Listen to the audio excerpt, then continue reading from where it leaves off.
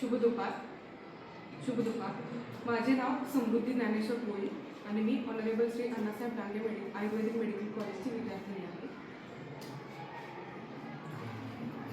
देहाचा अंत म्हणजे आयुष्याचा शेवट नसतो. देहाचा अंत म्हणजे आयुष्याचा शेवट नसतो. पण कधी जेव्हा तुमच्या अवयवांनी कुणाच्या तरी धडधडणाऱ्या छातीत श्वास घेतला तर. पण कधी जेव्हा तुमच्या अवयवांनी कुणाच्या तरी धडधडणाऱ्या छातीत श्वास घेतला तर. मित्रांनो, मृत्यू हा तर निसर्गाचा नियम आहे. पण मृत्यूनंतरही जिवंत राहणं ही मानवतेची सर्वात मोठी कला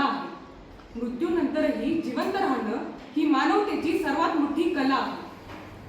आदरणीय व्यासपीठ आणि व्यासपीठावर उपस्थित सर्व मान्यवर, तसेच माझे मित्रमैत्रिणींनो आणि आपल्या देशाच्या भावी देशधारकांनो, मी आज इथे एका अशा विषयावर बोलण्यासाठी उभी आहे जो विषय फक्त ज्ञानाचा नाही, बोलण्याचा नाही, ऐकण्याचा नाही आणि फक्त समजून घेण्याचा नाही, तर तो विषय म्हणजे तुमच्या आणि माझ्या हृदयाच्या स्पंदनांना जोडणारा आहे. आणि तो विषय म्हणजे ऑर्गन डोनेशन, अवयवदान. आपण आपल्या कॉलेजमध्ये ऑर्गन डोनेशन वीक साजरा करत आहोत.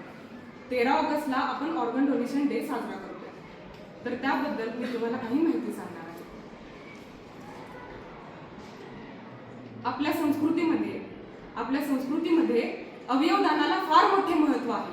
आपल्या संस्कृतीमध्ये दानालाच फार मोठे महत्त्व आहे. आपण ऐकले आहे अन्नदान, आपण पाहिले आहे रक्तदान.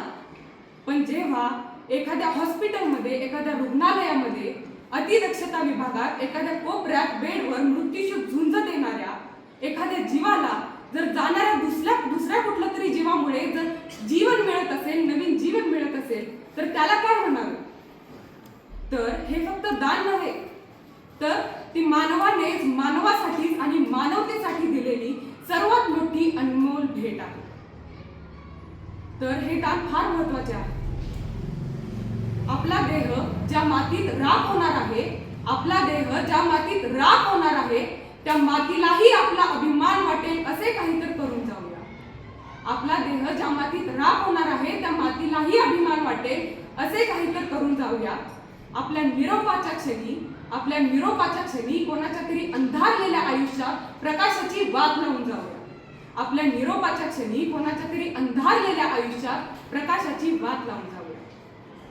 आपण ऑर्गन डोनेशन वीक साजरा करतोय ते खरं, पण आता सध्या समाजात चित्र काय आहे, समाजात परिस्थिती काय आहे?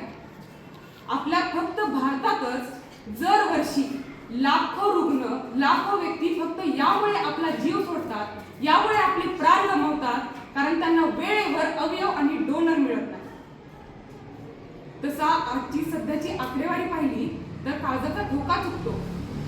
भारतामध्ये सध्या 3 ते 4 लाख रुग्ण असे आहेत जे अतिशय गंभीर परिस्थितीत वेटिंग लिस्टवर आहेत.